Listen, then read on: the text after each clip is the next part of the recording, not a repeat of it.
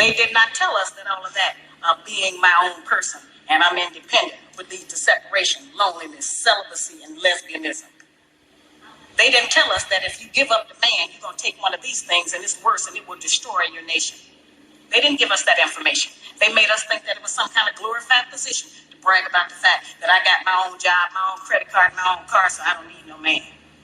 I don't even know how we got that mixed up. Ain't none of that got nothing to do with having being with no man.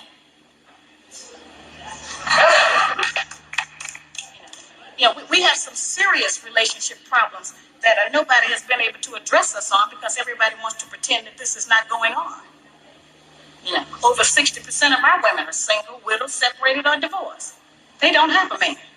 I just came out of Florida and they got a housing complex that the Urban League built, which is a black organization that is for women and children only. They say they don't allow any men in there. I didn't have time to deal with it, but I talked about them real bad. That's the silliest program I've ever heard of. You know them women that had men if they got a bunch of children. They need fathers. They need protection. We hear about the drug problem that we have in our projects across the country. It's one of the major places that we have a drug problem. We talk about the great strength that we have as black women. Well, the welfare department don't rent government apartments to single black men. Those apartments belong to black women who are allowing this to go on in their home. We have not looked at what part of the responsibility do we share. Yes, black men sell a lot of drugs, and a lot of us black women get the money from them drugs and buy some of these fancy clothes we wear. Drive around in some of these fancy cars. He is not doing these things alone and without support from us, whether they are good or bad. See, we have a lot of power. We are very strong women. I'm saying that we're using our strength in the wrong direction. We're using it to tear our man down, tear our nation down instead of building it up.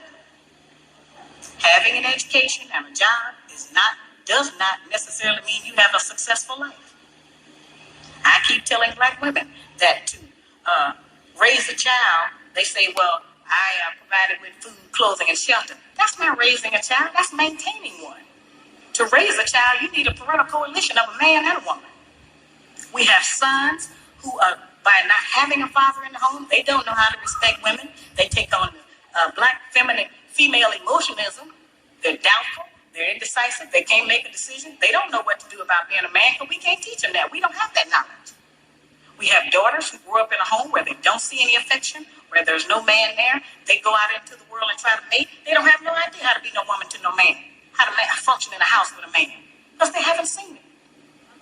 Most of our children, just like us, get all the information we have about how you be with a mate off television. It's the only medium that shows us anybody being together. Those rules have not worked for us. The white woman's liberation movement, we don't have anything to do with that. We have not been under the control of the black man for over 500 years, so what do we have to get liberated from them from? They haven't been our boss. That's the white woman and her man. They're going through that, and that's their business. We don't have any business being in that. They only introduced it to break down the civil rights movement. Civil rights movement started with the black man, the black woman, and the black child standing together, trying to plead for freedom, justice, and equality, and more benefits in the country that they had built. They threw the white woman in there with the women's liberation movement and made it a woman against man thing.